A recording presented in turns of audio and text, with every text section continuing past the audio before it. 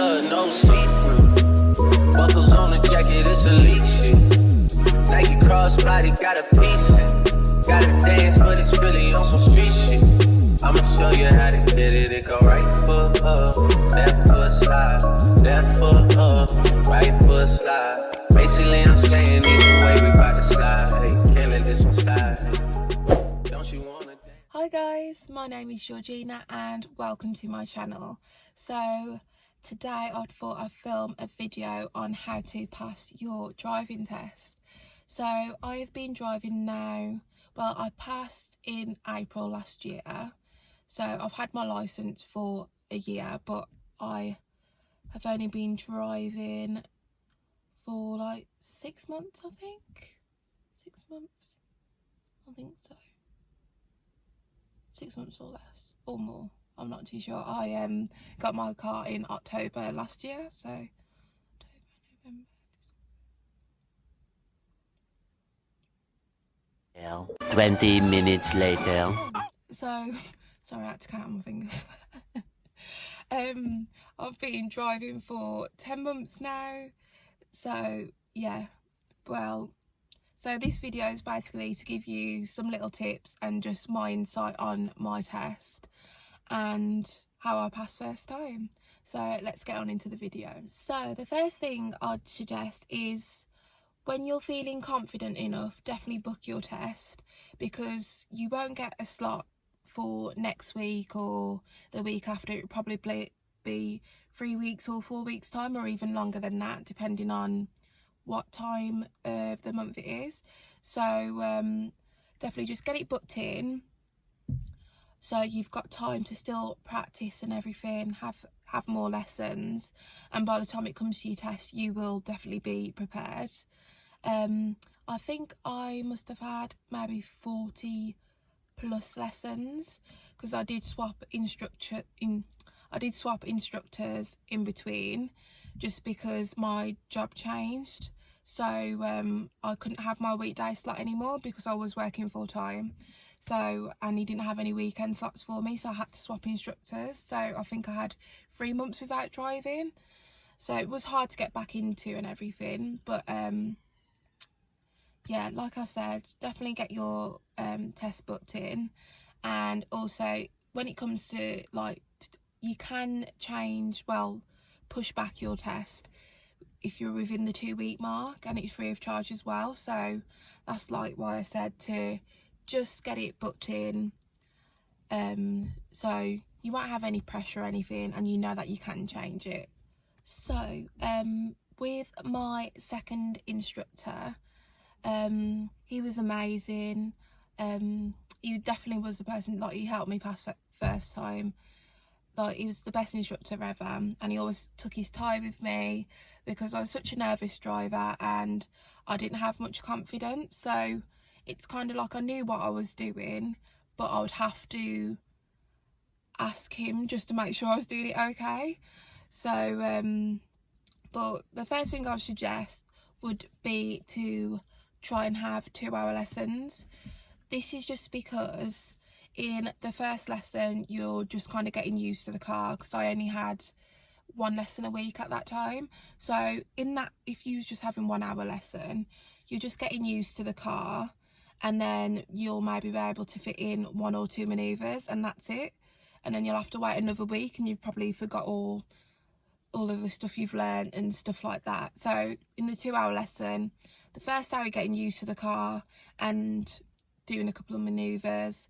In the second hour, obviously you're driving longer, used to the car, you can get through way more manoeuvres and doing certain little test bits. So yeah, I'll definitely suggest doing the 2-hour driving slots, because they were the best things that helped me. Just like when it comes to booking your test, I would suggest booking a lesson on the day of your test, like an hour before. I wouldn't do 2 hours, just because your test will be like 45 minutes long. So you don't want to be driving too long, because like with me, I was only used to having 2-hour lessons, so I've only been driving for 2 hours, so you don't want to overdo it. And and I'd also suggest to book a lesson the night before. That's what I did, just so I wasn't too nervous, got the grips of everything, and then I got back into the car in the morning and I was confident to do it. So I picked my test to be in the morning. So there's so many certain things, it could either go your way or not go your way. Like when booking it, there might not be certain time slots available anymore and stuff like that. But I put mine in the morning. Yes, it was like rush hour, but my test was during the school holiday, so it's quite quiet as well, so the roads were fine.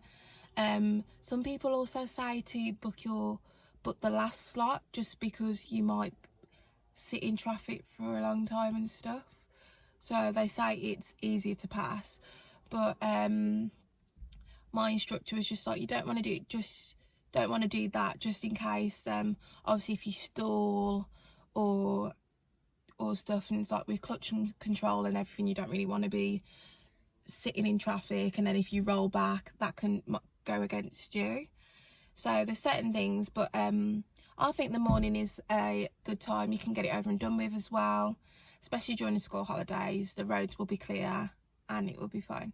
So the next thing I would suggest, you'll probably do this with your instructors anyway, because I did, but when it was coming to my test and I decided which test centre I wanted to do my test at, we did a couple of the test routes just so I can get used to it. So I did my test in Wednesbury.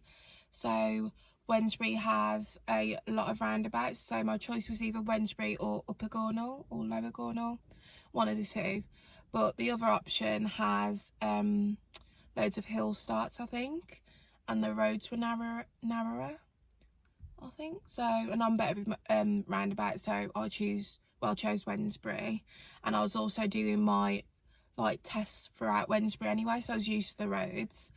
But yeah, we did so many test routes and stuff, so I was kind of used to it, because in Wednesbury, as soon as you pull out of a test centre, it's kind of a blind spot. A blind spot. Sorry, there's just a car.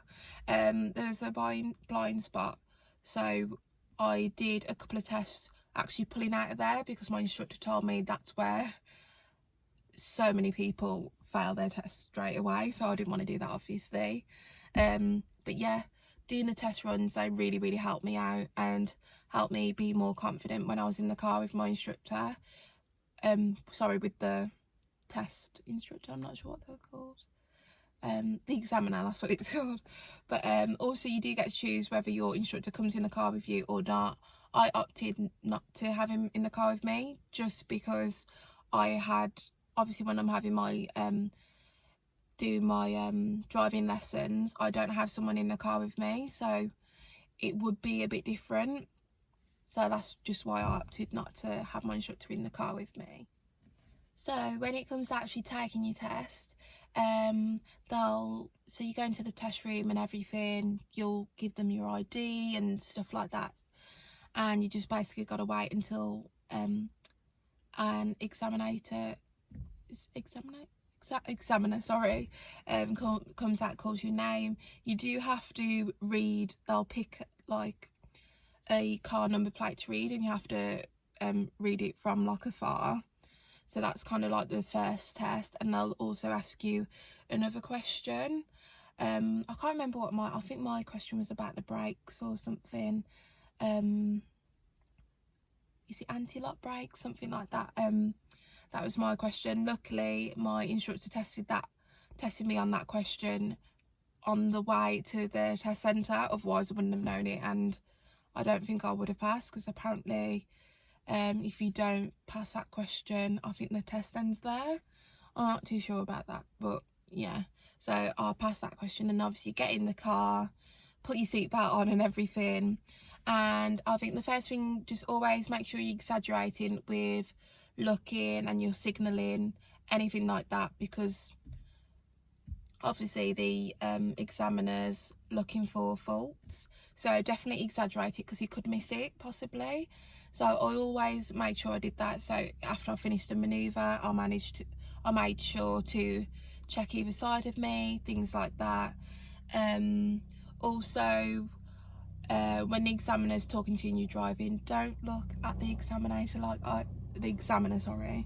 don't look at him like what I did, because then my eyes were off the road and it was classed as a minor, and it just made me more nervous because I could see him writing stuff down on his notepad. So yeah, definitely keep your eyes on the road. They've also changed the test now, so you have, I think it's 20 minutes of driving with the sat nav. That was fine with me. Obviously the sat nav tells you where to like turn left and like in the next 5 minutes and stuff like that, so it does give you warnings and stuff. So yeah, that was fine with me, and you don't realise how quick it goes, and I was like, you're so nervous and stuff. I didn't even realise I was back at the test centre. So yeah, it goes so quickly, especially with the 20 minutes independent driving. And then when you're driving with him, he'll say all in one, so he'll say go left, and then once you've gone left, go right. You can ask him, it's like, did you say like left or right? So don't try and second guess yourself, just ask, because you can ask. So yeah, that is definitely a big tip. I'm trying to think now. Oh yeah, so when it came to my manoeuvres, all my manoeuvres were pull up on the left hand side and reverse 2 car parking spaces back. I think I had that one twice. Also had to pull up on the right and then pull away again. So I had quite easy manoeuvres. I didn't have an emergency stop or anything, so I was grateful for that. So yeah, that's it really. I did nearly miss a turn-in when we was coming back to the test centre, but I stayed calm and everything, so it was fine.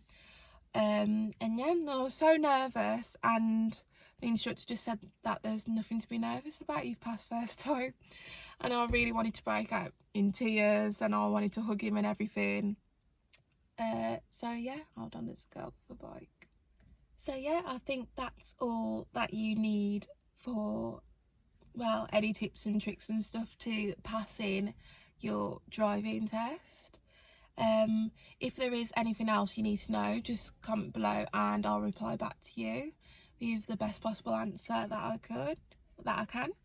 But yeah, I hope this video really helped you out, and good luck if you have any upcoming driving tests coming up. So yeah, and stay tuned for a brand new video next week. Thanks for watching, guys. Oh, also don't forget to like, comment and subscribe. Thanks for watching. Bye. Black leather glove, no see-through. Buckles on the jacket, it's elite shit.